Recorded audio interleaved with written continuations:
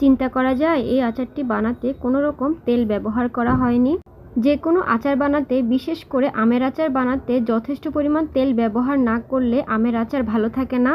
তবে আজকে আমি আপনাদের সাথে তেল ছাড়া কাঁচা আমের এমন একটা আচার তৈরি করে দেখাবো যেটা আপনারা ফ্রিজ অথবা রোদে দেওয়ার ঝামেলা ছাড়াই 2 থেকে 3 বছর অনায়াসে বাইরে রেখে সংরক্ষণ করে রাখতে পারবেন।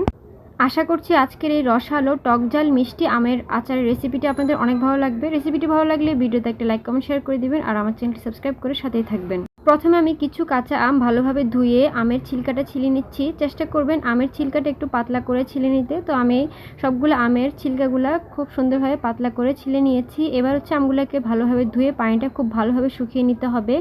এরপর আমগুলোকে আপনাদের পছন্দ মতো করে টুকরো করে কেটে নিতে হবে। আমি কিন্তু আমের আটি সহ এই আমটাকে কেটে নিব। চেষ্টা করবেন আমের আটি সহ কেটে নিতে। তো এরপর হচ্ছে আমের গায়ে আমি এরকম ছুরি দিয়ে দাগ কেটে নিচ্ছি। আপনারা চাইলে কিন্তু কাঁটা চামচ দিয়েও একটু কেচে নিতে পারেন।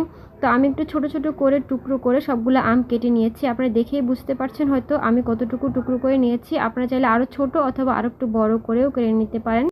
আমার কিন্তু সবগুলো আম এভাবে করে টুকরো করে কেটে নেওয়া হয়ে গিয়েছে। আমগুলোকে একটু শুকনো করে নিতে হবে, তাহলে আমের আচারটা অনেক দিন সংরক্ষণ করে রাখা যাবে। তো এরপর হচ্ছে আমি এর মধ্যে স্বাদ মতো লবণ দিয়ে দিচ্ছি। এখানে আমার 2 টেবিল চামচের মতো লবণ লেগেছে। এরপর আমি 1 কাপের একটু বেশি চিনি দিয়ে দিয়েছি। এরপরে দিয়ে দিব 2 টেবিল চামচের মতো ভিনেগার। চেষ্টা করবেন এই আচারের মধ্যে ভিনেগারটা একটু ইউজ করতে, তাহলে অনেক দিন পর্যন্ত এই আচারটা ভালো থাকবে। এরপরে আমের সাথে সবগুলো উপকরণ খুব ভালোভাবে একটু সময় নিয়ে নেড়েচেড়ে মাখিয়ে নিতে হবে যেন চিনিগুলা খুব ভালোভাবে গলে যায়। তো আমি বেশ কিছুক্ষণ নেড়েচেড়ে আমের সাথে মিশিয়ে নিয়ে এরপর একটা ঢাকনা দিয়ে ঢেকে একটা সাইডে রেখে দিব।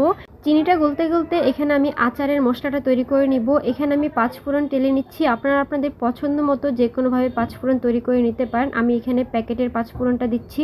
তো 5 ফোড়নটা আমি চুলা জালটা কমিয়ে দিয়ে একটু ভালোভাবে টেলে নিয়েছি। এরপর কিছু শুকনো মরিচও টেলে নিব চিলি ফ্লেক্সের জন্য। তো এদিকে কিন্তু আমার আমের যে চিনির পানিটা আছে ওইটা খুব ভালোভাবে গলে গিয়েছে। চেষ্টা করবেন চিনিটা খুব ভালোভাবে গলে যাওয়ার পরে আচারটা বসানোর জন্য। আপনারা দেখেই বুঝতে পারছেন হয়তো আমার চিনিটা খুব ভালোভাবে গলে গিয়েছে। এখন হচ্ছে আমার আচারটা তৈরি করে নেওয়ার পালা। তো প্রথমে আমি পাতিলটাকে খুব ভালোভাবে গরম করে নিয়েছি যেন কোনো রকম পাতিলে পানি না থাকে। এরপরে আচারটা এখানের মধ্যে ঢেলে দিয়েছি। তো প্রথম পর্যায়ে চুলার জালটা একটু বাড়িয়ে দিয়ে বলক তুলে নিতে হবে।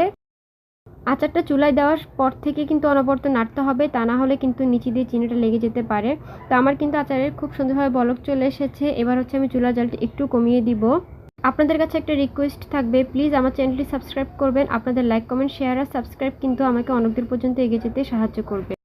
আচারে খুব ভালোভাবে বলক চলে আসার পর এখানে আমি 1.5 চা চামচের মতো শুকনো মরিচের গুঁড়া দিয়ে দিব। আপনারা চাইলে এখানে চিলি ফ্লেক্সও দিতে পারেন, তবে আমি কালারের জন্য শুকনো মরিচের গুঁড়াটা দিয়েছি। এরপর খুব ভালোভাবে একটু নেড়েচেড়ে মিশিয়ে নেওয়ার পর এখানে আমি আচারের মশলাটা দিয়ে দিব। এই আচারে আমি যতটুকু আচারের মশলা ব্যবহার করব তার মধ্যে থেকে আমি অর্ধেকটা এখন দিয়ে দিব। এখানে আমি 1.5 চা চামচের মতো আচারের মশলা প্রথম পর্যায়ে দিয়ে দিয়েছি। এরপর খুব ভালোভাবে মিশিয়ে নিতে হবে। কিছুক্ষণ পরপর কিন্তু আচারটাকে একটু নেড়েচেড়ে দিতে হবে, তা না হলে কিন্তু আচারটা নিচে দিয়ে পুড়ে যাবে।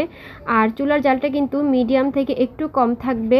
যেহেতু এখানে আমি কোনো রকম তেল ব্যবহার করিনি, তাই চিনিটা খুব সহজে পুড়ে যাওয়ার সম্ভাবনা থাকবে। তাই একটু পরপর নেড়েচেড়ে এটাকে খেয়াল রাখতে হবে।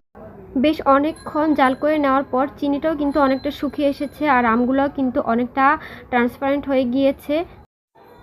এই পর্যায়ে আমি এর মধ্যে দিয়ে দিব 1.5 চা চামচের মতো চিলি ফ্লেক্স। ঝালটা আপনারা আপনাদের স্বাদ মতো দিয়ে নিতে পারেন। এরপরে বাকি যে আচারের মশলাটা ছিল সে আচারের মশলাটাও দিয়ে দিব। এখানে আমি আরও 1.5 চা চামচের মতো আচারের মশলা দিয়ে দিয়েছি। আপনারা যদি ঝোলটা আরও বেশি রাখতে চান তাহলে আচারের মশলা আর চিলি ফ্লেক্সটা আরেকটু আগে দিয়ে দিবেন। তো আমি এখানে ঝোলটা আরেকটু কমিয়ে নিব। মশলাটা দেওয়ার পরে বেশ কিছুক্ষণ জাল করে নিয়েছি আর চুলার জালটা কিন্তু এখন লোতে আছে। আর আমার চিনিটাও কিন্তু অনেকটা শুকিয়ে গেছে। আমি এরকম ঝোলই এই আচারের মধ্যে নামাবো আর নামানোর পরে কিন্তু ঝোলটা আরেকটু ঘন হয়ে যাবে। আপনারা চাইলে আরেকটু ঘনও করতে পারেন, তবে বেশি ঘন করতে যাবেন না, তাহলে কিন্তু আচারটা তেতো হয়ে যাবে। তো আমি কিন্তু আচারটা নামিয়ে নিয়েছি আর নামিয়ে সাথে সাথে একটা বাটিতে ঢেলে নিব, কারণ পাতিলে থাকলে আরও বেশি কুক হয়ে যাবে আর তিতা হয়ে যাবে। আর এখন হচ্ছে গরম গরম এই আচারটাকে কাচের বয়মে ঢুকিয়ে নিতে হবে। আপনারা যদি কাচের বয়মে সংরক্ষণ করেন তাহলে গরম গরমে এই আচারটা কাচের বয়মে ঢুকিয়ে নেবেন। আর যদি প্লাস্টিকের বয়মে সংরক্ষণ করতে চান তাহলে কিন্তু এই আচারটা পুরোপুরি ঠান্ডা হয়ে যাওয়ার পর তারপরে বয়মে ঢোকাবেন। আশা করছি আজকের এই রসালো টকঝাল মিষ্টি আমের আচার রেসিপিটি আপনাদের অনেক ভালো লেগেছে। রেসিপিটি ভালো লাগলে ভিডিওতে একটা লাইক কমেন্ট শেয়ার করে দিবেন আর আমার চ্যানেলটি সাবস্ক্রাইব করে সাথেই থাকবেন। সাথে কিন্তু আমার ফেসবুক পেজটাও ফলো করতে ভুলবেন না।